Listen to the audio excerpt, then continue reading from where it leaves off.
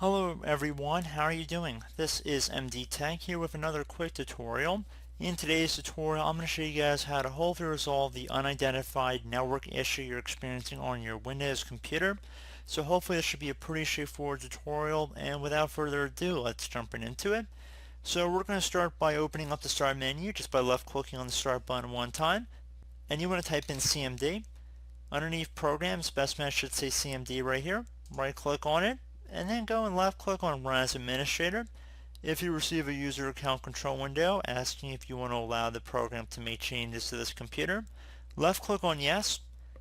Now into this elevated command line window, you want to type in ipconfig space /flush DNS, exactly how it appears on my screen, and then you want to hit enter. Once you've done that, you want to type in netsh space winsock space reset. So again, netsh space winsock space reset. Then you want to hit enter.